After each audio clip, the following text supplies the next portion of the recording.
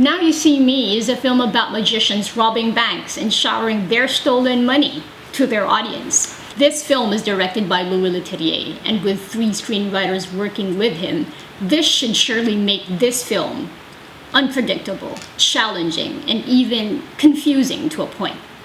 Expect that what you'll see is definitely not what you'll get.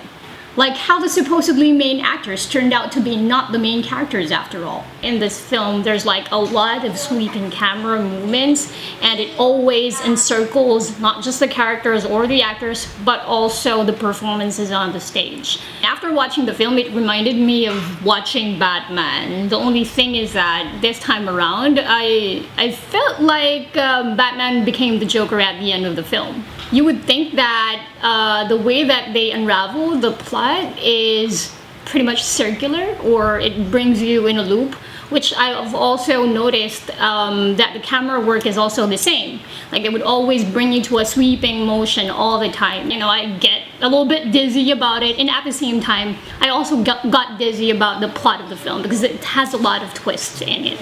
Now, best scenes. We'll talk about the best scene. The film is definitely a visual delight because it's very visually stimulating, less a CGI. But I would like to highlight 2 of the best scenes. First one would be their first major public performance as a group, wherein they immediately announced that they will be robbing a bank. For me, that's it. Them announcing that they will be robbing the bank made the entire scene really, really good, because that's pretty unconventional. Second one will be the fighting scene. Just imagine yourself fighting with a magician. That makes all the difference. Comparing it with other fighting scenes wherein you'll see blood, if not fist fights around. But in this case, the youngest member of the Horsemen, I think it's Franco, he had these cards in the middle of the fighting scene. And then you would think that he will be eventually captured by Ruffalo, but he ended up throwing it Gambit style. Let me do a couple of the shots. I think the motif of the film is also about dichotomies, you know, 2 contrasting elements existing in the same situation, in the same person. For example, logic and faith, which is personified in the characters of the 2 investigators.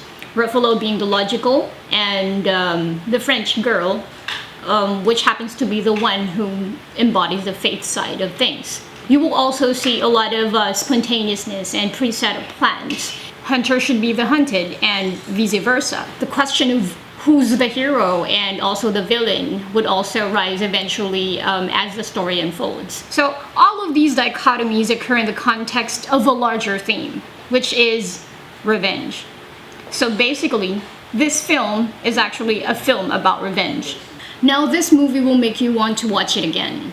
There are lots of plot twists in the movie that will make you want to recall previous scenes. There are actually 3 major plot twists in the movie that, if you are very keen in reading the film, and if you have a memory of a sea lion, maybe there's no need for you to rewatch the film. Now, if you have the luxury of rewatching the film, you'll find that the wonder of the film is lost. Like, a trick that's already figured out. It loses its luster.